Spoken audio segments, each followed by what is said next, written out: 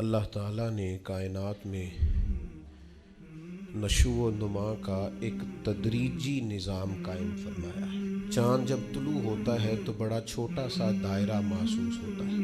پھر اس کی نشو و نما ہوتی ہے تو ایک بڑی روشنی کی صورت میں وہ سامنے آتا ہے، لیکن پورے عروج کے بعد پھر وہ ڈھلنا اور گھٹنا شروع ہوتا ہے، پھر آہستہ آہستہ اس کی وہ عروج والی روشنی ماند پڑتی ہے۔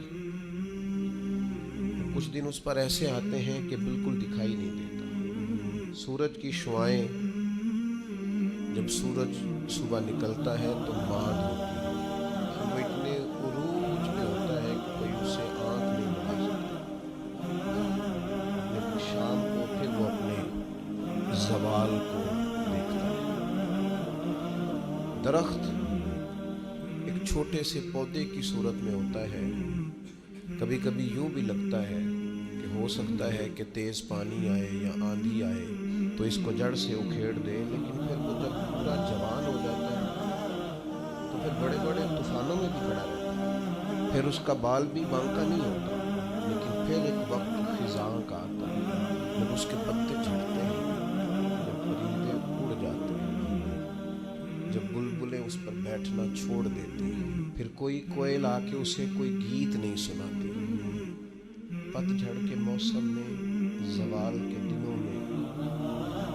وہ بہت ساری آوازوں اور بہت سارے مہمانوں کو ترستے ہیں۔ اللہ تعالیٰ کا حکمت کا نظام ہے، اس نے تدریج کی ہے اس نشو و نما۔ بس یہ 2-3 مثالیں دی ہیں، زیادہ بھی دی جا سکتی ہیں۔ اسی طرح اللہ تعالیٰ نے حضرت انسان کو بھی پیدا کیا ہے۔ وہ جوان آدمی جو محنت مزدوری کرتا ہے، دوڑتا ہے، بھاگتا ہے، آتا ہے، جاتا ہے، رزق کماتا ہے تو کئیوں کو پالتا ہے۔ یہ جب بالکل چھوٹا تھا نا تو اسے کھڑا بھی نہیں ہوا جاتا تھا، اس کے والدین انگلی کے سہارے چلاتے تھے۔ آج جو کئیوں کو کھلاتا ہے کما کے اللہ کی توفیق سے، ایک وقت یہ تھا کہ یہ اپنے ہاتھ سے لقمہ اٹھا کے منہ میں نہیں ڈال سکتا تھا، اس کے ماں باپ اس کے منہ میں لقمے ڈالتے، اس کی ماں اس کے لیے خدمت کرتی تھی،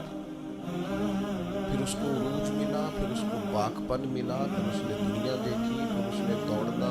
بھاگنا دیکھا، پھر اس نے بڑی بڑی گاڑیاں چلائیں، پھر اس نے بڑی بڑی ٹرینیں چلائیں، پھر وہ پائلٹ بنا اور اتنا بڑا جہاز منو ٹنوں کے حساب سے وزن لے کے یہ اللہ نے اس کے قبضے میں دیا، یہ لے کے گیا بھی، یہ لے کے آیا بھی۔ جوانی عروج والی اللہ نے عطا کی، لیکن پھر وقت ڈھلا، پھر واپسی شروع ہوئی، کالے بال سفید ہوئے، سیدھی کمر ٹیڑھی ہونے لگی، اٹھتے ہوئے گھٹنوں میں درد رہنے لگا۔ یہ اللہ کا تدریجی نظام ہے۔ جوانی کے بعد بڑھاپا آیا، لیکن تکلیف والا معاملہ یہ ہے کہ وہی شخص جس طرح اللہ ماشاءاللہ جوانی میں خود بھول گیا تھا کہ مجھ پر کبھی بچپن بھی تھا، میں کبھی کمزور بھی تھا، هل أتى على الإنسان حين من الدهر لم يكن شيئا مذكورا،